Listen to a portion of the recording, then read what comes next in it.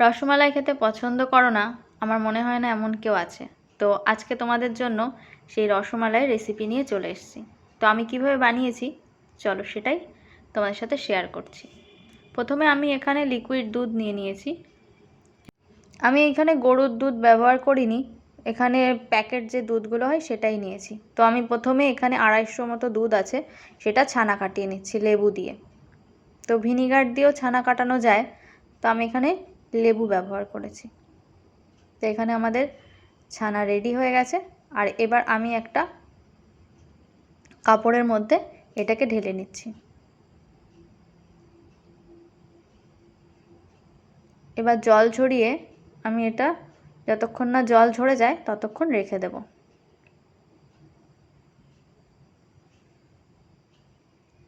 তো এটা জল ঝরাতে রেখে দিয়েছি। আর এইদিকে আমি হাফ কাপ চিনি নিয়ে নিয়েছি, আর তার জন্য দিয়ে দেব 3 কাপ জল। তো জলটাকে আমি ভালো করে ফুটিয়ে নেব। ততক্ষণ আমার এখানে ছানাটার থেকে জল ঝরে গেছে। এবার আমি এটা ভালো করে মেখে নেব।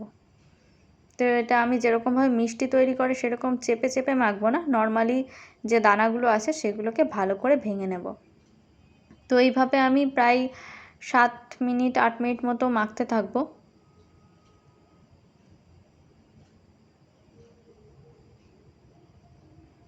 দেখো আমার এটা ভালো করে মিশে গেছে, তো আর কোথাও দানা নেই। তো এবার আমি এর থেকে ছোট ছোট গোল করে নেব, যেরকমভাবে রসমালাইয়ের ছোট ছোট বলের মতো হয় সেরকম। তো আমি একটু হাতে ঘি মাখিয়ে নিয়েছি, আর এবার ছোট ছোট বল তৈরি করে নিচ্ছি। এবার আমি সবগুলো তৈরি করে নেব আস্তে আস্তে। তো এখানে দেখো আমার বেশ কয়েকটা তৈরি করা হয়ে গেছে, আর অল্প বাকি আছে। তো এবার আমি সবগুলো তৈরি করে নেওয়ার পর ওইদিকে আমার জলটাও ফুটে গেছে, চিনি দেওয়া আছে যেই জলটাতে। তো এই রকম ফুটে যাবে জলটা, সেই অবস্থাতে মিষ্টিগুলো দিয়ে দিতে হবে, তাহলে মিষ্টিগুলোর ভেতরে ভালো করে যে চিনির জলটা আছে সেটা ঢুকবে।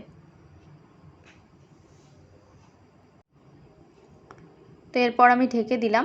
এইভাবে প্রায় 10-15 মিনিট রাখার পর আমি ঢাকনাটা খুললাম। দেখো এগুলো কতটা বড় বড় হয়ে গেছে মিষ্টিগুলো। তো এবার আমি এটাকে নামিয়ে নেব, এভাবেই রেখে দেব। আর এবার যে আমি ক্ষীরটা তৈরি করব তার জন্য এখানে আমি 500 দুধ নিয়ে নিয়েছি। তো এটাও লিকুইড প্যাকেট দুধ। তো গরুর দুধ যারা ব্যবহার করবে তারা এর ভেতরে একটু আমল দুধও দিয়ে দেবে, তাহলে ক্ষীরটা ভালো হবে। আর যেহেতু আমি এখানে প্যাকেট দুধ ব্যবহার করেছি ওর জন্য এটা অল্পতেই ক্ষীর হয়ে যায়। তো আমি স্বাদের জন্য 2টো এলাচ আর একটু পরিমাণ মতো চিনি দিয়ে নিয়েছি। এটা সবার বেশি বা কম অনুযায়ী চিনি খাওয়ার উপর নির্ভর করবে কে কতটা দেবে। আমি এখানে অল্পই দিয়েছি। তো আমার দেখো ভালো করে দুধটা জাল হয়ে গেছে, অনেকটা ঘন হয়ে গেছে। এবার আমি দিয়ে দেব যে মিষ্টিগুলো আমি তৈরি করে রেখেছিলাম সেগুলো। তো এইগুলো দেওয়ার পরে আমি আবার কিছুক্ষণ ঢাকা দিয়ে রাখবো। ঢাকা দেওয়ার পরে আমি আরও 5-10 মিনিট হতে দেব। তো এভাবে নাড়াচাড়া করার পরে তারপর আমি ঢেকে দিচ্ছি।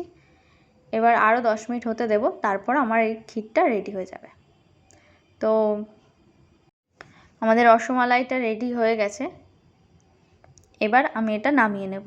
আর নামিয়ে নেওয়ার পরে আমি প্রায় আধ ঘন্টা ফ্রিজে রেখে দেব, যাতে একদম পুরো জমে যায়। তো চলো রেডি হয়ে গেছে। আধ ঘন্টা পরে তোমাদের সাথে আবার দেখা হচ্ছে। তো আধ ঘন্টা পরে ফ্রিজ থেকে বের করে এনে দেখাচ্ছি। দেখো কতটা পারফেক্ট হয়েছে, একদম দোকানের মতো। তো সবার কেমন লাগলো অবশ্যই কমেন্ট বক্সে জানাবে। আর সবাই বাড়িতে নিশ্চয়ই ট্রাই করো। তাহলে দেখা হচ্ছে পরের ভিডিওতে।